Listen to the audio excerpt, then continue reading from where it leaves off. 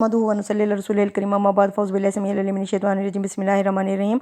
मोअज़्ज़ज़ अज़ीज़ सामीन सामियात अस्सलामु अलैकुम वरहमतुल्लाहि वबरकात। आज हम पढ़ेंगे सूरह स्वाद की आयत नंबर 41। अब आगे क्या है, हज़रत अय्यूब अलैहिस्सलाम का ज़िक्र है, सब्र अय्यूब। अल्लाह बता रहे हैं कि हज़रत अय्यूब अलैहिस्सलाम ने किस तरह सब्र किया था।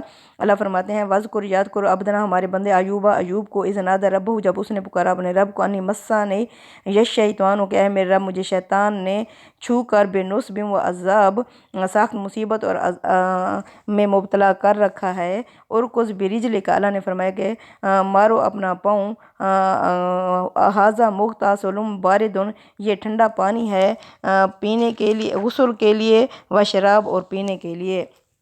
व वहबना लहू व आहलहू हमने अता के उसको उसके घर वाले, व मिसलहुम माअहुम इतने ही उनके साथ, और रहमत मिन्ना ये हमारी तरफ से रहमत ही, व ज़िक्रा ले उलिल अलबाब और इसमें नसीहत है अक्ल रखने वालों के लिए।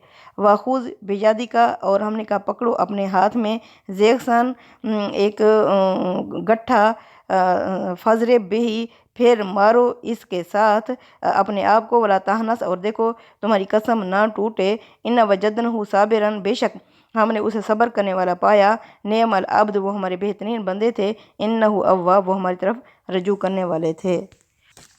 और हमारे बंदे अय्यूब को याद करो जब उन्होंने अपने रब से फरियाद की कि शैतान ने मुझे सख्त दुख और अज़ार में मुब्तला कर रखा है। हमने हिदायत की कि अपना पाँव ज़मीन पर मारो।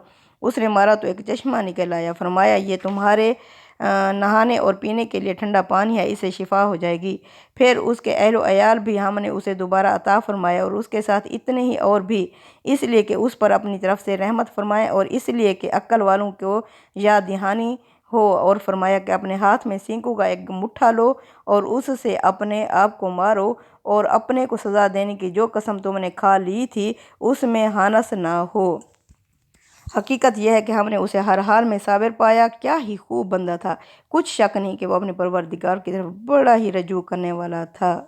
तो चलते हैं हज़रत अय्यूब अलैहिस्सलाम की कहानी की तरफ कि क्या कहानी थी। अल्लाह फरमाते हैं, हमारे बंदे अय्यूब को याद करो। दाऊद और सुलेमान अलैहिस्सलाम की तरह ये भी इसराइली पैगंबर थे जो गालिबन 9वीं सदी कबल मसीह में किसी वक्त यानी मबऊस हुए। उसने अपने रब से फरियाद की। क्या फरियाद की? इस फरियाद का एक पस मंज़र उस्ताद इमाम अमीन एहसन इसराई ने वजाहत फरमाया। वो लिखते हैं, सफ़र अय्यूब से मालूम होता है कि हज़रत अय्यूब को बड़ी दौलत और हशमत हासिल थी, लेकिन इसके बावजूद वो निहायत खुदा तर्स इबादत गुजार बंदे थे।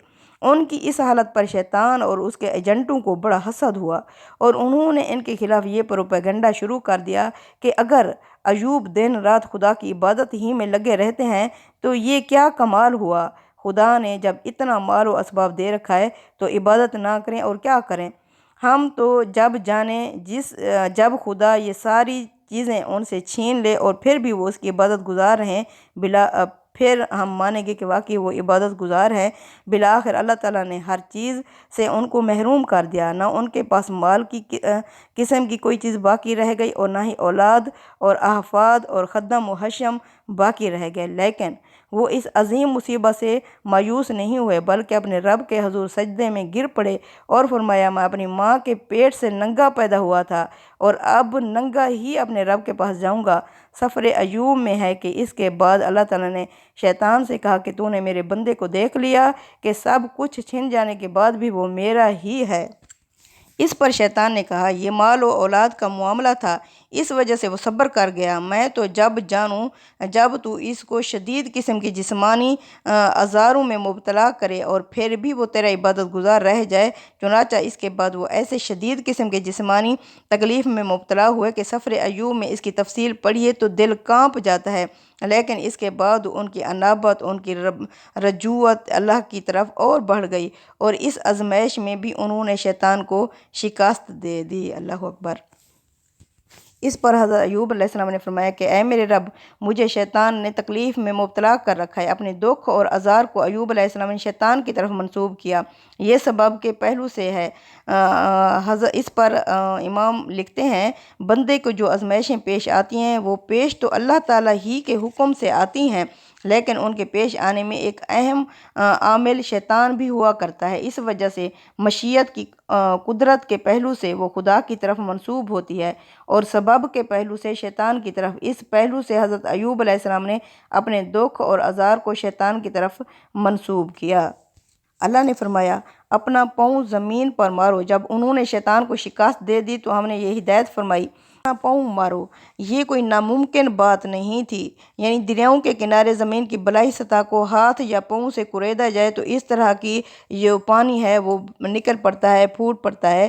اس طرح یعنی حضرت ایوب علیہ السلام کو اللہ فرماتے ہیں اتنے ہی ان کو اور دے دیے گھر والے۔ سفر ایوب میں اس کی تفصیل یہ ہے کہ خداوند نے ایوب کو جتنا اس کے پاس پہلے تھا اس کا 2 چند دیا۔ تب اس کے سب بھائی اور سب بہنیں، اس کے سب اگلے جان پہچان اس کے پاس آئے اور اس کے گھر میں اس کے ساتھ کھانا کھایا۔ یوں خداوند نے ایوب کے آخری ایام میں ابتدا کی نسبت زیادہ برکت بخشی، اور اس کے پاس 14,000 بھیڑ بکریاں، 6,000 اونٹ اور 1,000 جوڑی بیل اور 1,000 گدھیاں ہو گئیں۔ اس کے 7 بیٹے اور 3 بیٹیاں بھی ہوئیں، اور اس کے بعد ایوب 140 برس جیتا رہا اور اپنے بیٹے اور پوتے 4تھی پشت تک دیکھے۔ اللہ اکبر۔ اللہ فرماتے ہیں اس میں عقل رکھنے والوں کے لیے نصیحت ہے، یعنی اس بات کی یاد دہانی کہ اللہ تعالیٰ بعض اوقات اپنے بندوں کی وفاداری کو ثابت کرنے کے لیے انہیں سخت ترین آزمائشوں میں مبتلا کر دیتا ہے، تاہم یہ آزمائشیں ایک حد سے تجاوز نہیں ہوتی، اور جو چیز ان سے نجات کا باعث بنتی ہے وہ اللہ تعالیٰ کی طرف توجہ اور انابت ہی ہوتی ہے۔ اللہ نے فرمایا، سینگوں کا ایک مٹھا لو اور اسے اپنے آپ کو مارو، اور جو قسم تم نے کھا لی تھی اس میں ہانس نہ ہو۔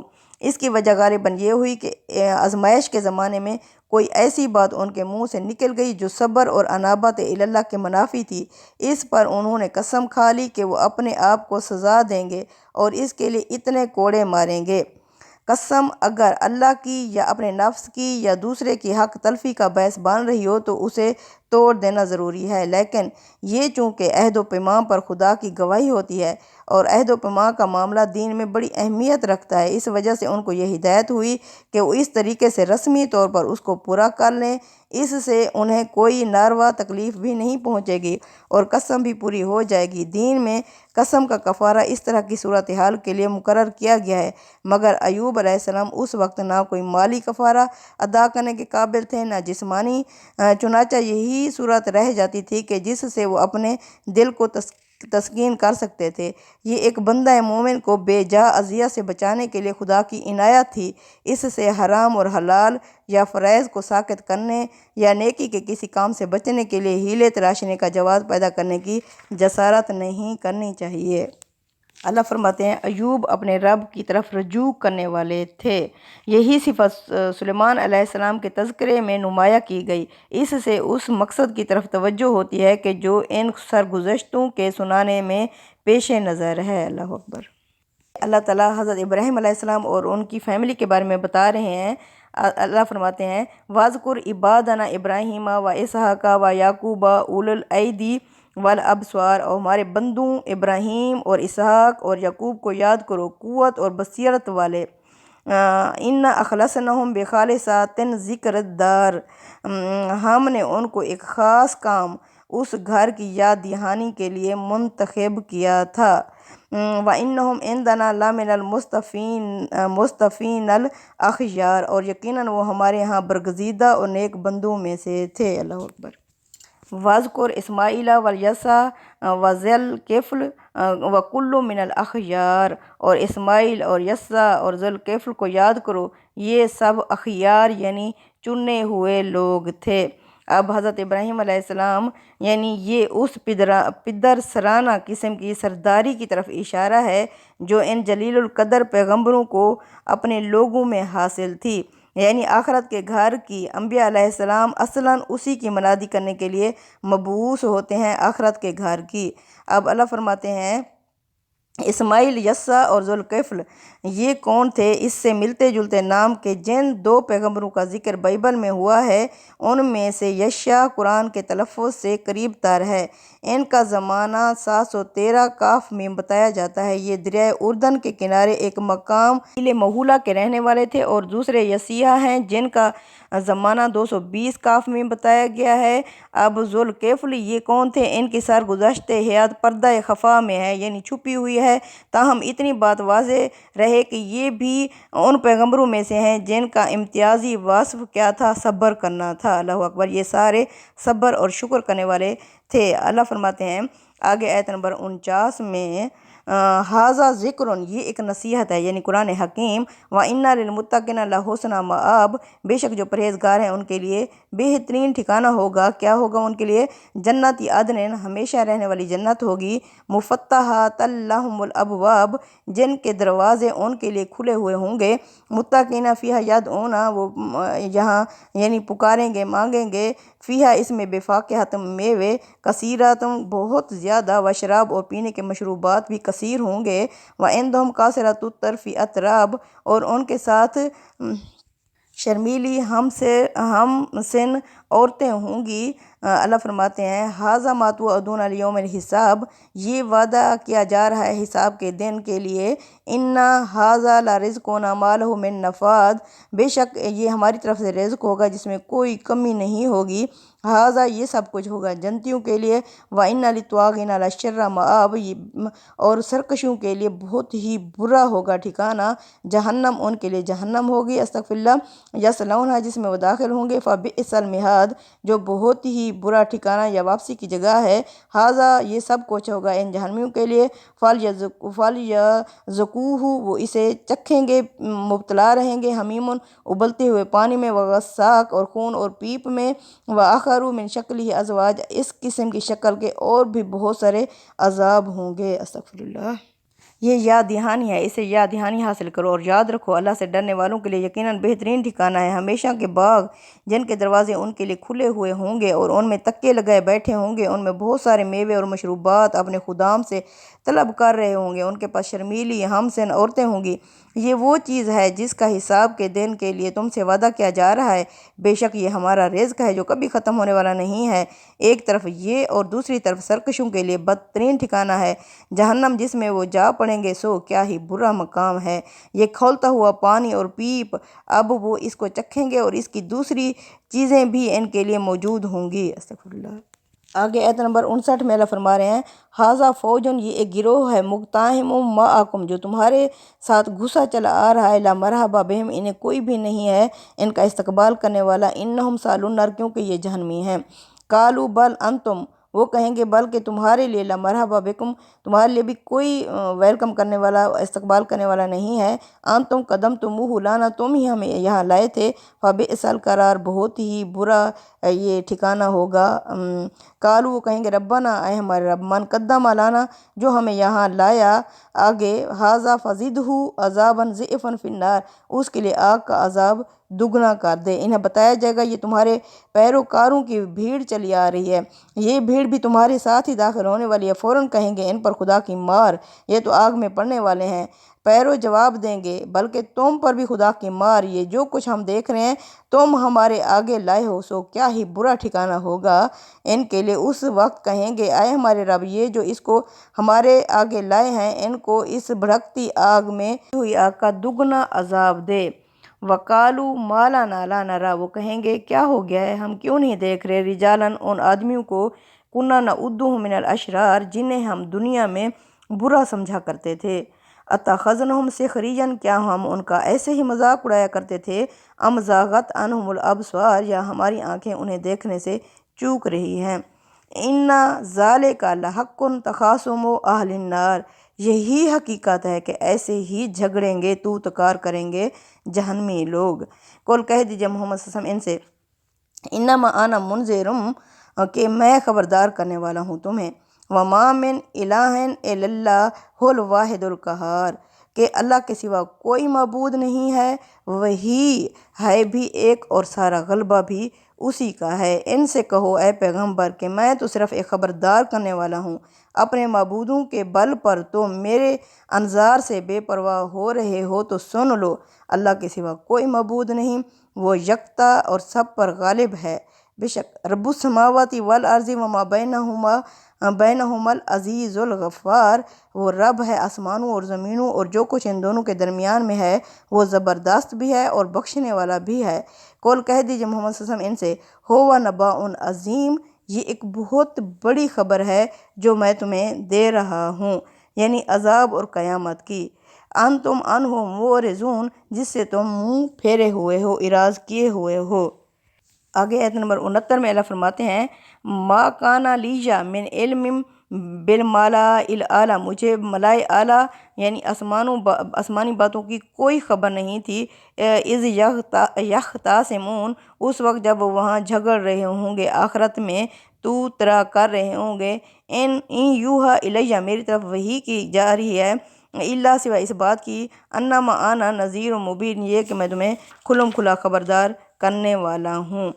اذ قال ربک للملائکۃ انی خالق بشر من طین، ان کے انکار کی وجہ بھی وہی ہے اے پیغمبر جو ابلیس کی تھی۔ کون سی؟ انہیں وہ قصہ سناؤ جب تمہارے پروردگار نے فرشتوں سے کہا کہ میں مٹی سے ایک انسان بنانے والا ہوں، فَإِذَا سَوَّيْتُهُ وَنَفَخْتُ فِيهِ مِن رُوحِي فَقَعُوا لَهُ سَاجِدِينَ، پھر جب میں اس کو درست کر لوں اور اس میں اپنی روح پھونک دوں تو تم اس کے آگے سجدے میں گر جانا۔ فَسَجَدَ الْمَلَائِکَةُ كُلُّهُمْ أَجْمَعُونَ، چنانچہ فرشتے سب کے سب اکٹھے سجدے میں گر گئے، الا ابلیس، سوائے ابلیس کے، استکبارہ، اس نے تکبر کیا، وَكَانَ مِنَ الْكَافِرِينَ، اور وہ ہو گیا منکروں میں سے، کافروں میں سے۔ کالا یا ابلیسو، اس پر اللہ نے فرمایا اے ابلیس، ما منعک، تجھے کس چیز نے روکا تھا، ان تسجد، کہ تو نے سجدہ نہ کیا، لما، اس کو، خلقت بیدیا، جس کو میں نے اپنے ہاتھوں سے پیدا کیا، بنایا، یعنی اہتمام کے ساتھ اپنے دست قدرت سے تخلیق کیا۔ یہ اس لیے فرمایا کہ اپنی تخلیق کے اعتبار سے انسان فی الواقع خدا کا ایک شاہکار ہے اور وہ بڑے غیر معمولی اوصاف اور صلاحیتوں کے ساتھ پیدا ہوا ہے۔ تو اللہ نے فرمایا، کالا یا ابلیس ما منعک ان تسجد لما خلقت بیدی استکبرت، کیا تو نے تکبر کیا، ام کنت من العالین، یا تو بڑا ہی چڑھا ہوا ہے، بڑا ہی سرکش ہے۔ کالا، تو کہا شیطان نے، انا خیر منہ، میں بہتر ہوں اس سے، کس لیے، خلقتنی من نار، تو نے مجھے تو پیدا کیا آگ سے، وخلقتہ من طین، اور اسے مٹی سے پیدا کیا۔ کالا فاخرج منہا فانک رجیم، اس پر اللہ نے فرمایا نکل جا یہاں سے، آج سے تو مردود ہے، وان علیک لعنتی الی یوم الدین، تم پر لعنت ہے میری قیامت کے دن تک۔ اللہ، تو اس پر شیطان نے کہا، ربی، اے میرے رب، فانظرنی الی یوم یبعثون، مجھے مہلت دے اس دوبارہ اٹھائے جانے والے دن تک۔ کالا فانک من المنظرین، اللہ نے فرمایا جا، میں نے تجھے مہلت دے دی، الی یوم الوقت المعلوم، اس مقررہ دن تک جس کا یعنی وقت بھی معلوم ہے۔ کالا فبعزتک، اس پر شیطان نے کہا، تیری عزت کی قسم، لاغوینہم اجمعین، میں ان سب کو گمراہ کر ڈالوں گا۔ کس طرح گمراہ کروں گا، الا عبادک منہم المخلصین، سوائے ان میں سے جو تمہارے خالص بندے ہوں گے۔ کالا، ارشاد ہوا، فالحق، یہ حقیقت ہے، والحق اقول، اور میں حقیقت ہی کہا کرتا ہوں، لأملأن جہنم منک، میں بھر دوں گا جہنم کو تم سے، وممن تبعک منہم اجمعین، ان میں سے جو بھی تیری پیروی کرے گا ان سب سے میں جہنم کو بھر دوں گا۔ یعنی جس طرح یہ تکبر کر رہا تھا، قریش کے لیڈر بھی اس طرح کے ظلم میں مبتلا تھے، چنانچہ وہ کہتے تھے کہ یہ قرآن مکہ اور طائف کے کسی بڑے رئیس پر کیوں نہیں اتارا گیا، یہ اسی بے مایہ شخص پر کیوں اتارا گیا ہے۔ اللہ نے فرمایا جو تیری پیروی کریں گے ان سب کو میں جہنم سے بھر دوں گا، یعنی تیری اس سکیم کو جہاں تک ممکن ہوا ناکام بنانے کی شیطان نے کہا میں کوشش کروں گا، جس کے تحت تو نے اپنی جنت کے لیے اولاد آدم کو منتخب کرنے کا فیصلہ کیا ہے۔ اس میں ظاہر ہے کہ مخاطبین کے لیے تنبیہ ہے کہ اس آئینے میں وہ بھی اپنا انجام دیکھ لیں۔ محمد صلی اللہ علیہ وسلم، قل ما اسألکم علیہ من اجر، ان سے کہو کہ میں اس بات پر تم سے کوئی اجر، کوئی فیس نہیں مانگتا، وما انا من المتکلفین، اور نہ ہی میں کوئی بناوٹ کرنے والا ہوں، ان هو الا ذکر للعالمین، یہ قرآن نہیں ہے مگر تمام جہان والوں کے لیے نصیحت ہے۔ وَتَعَلَمُنَّ، نباہو بادہین، آن قریب یہ اس بڑی خبر کو کچھ عرصے کے بعد جان لیں گے۔ ان سے کہہ دو اے پیغمبر کہ میں یہ قرآن سنا رہا ہوں تو اس پر تم سے کوئی اجر نہیں مانگتا، اور نہ میں اپنے آپ کو بنا کر پیش کرنے والوں میں سے ہوں۔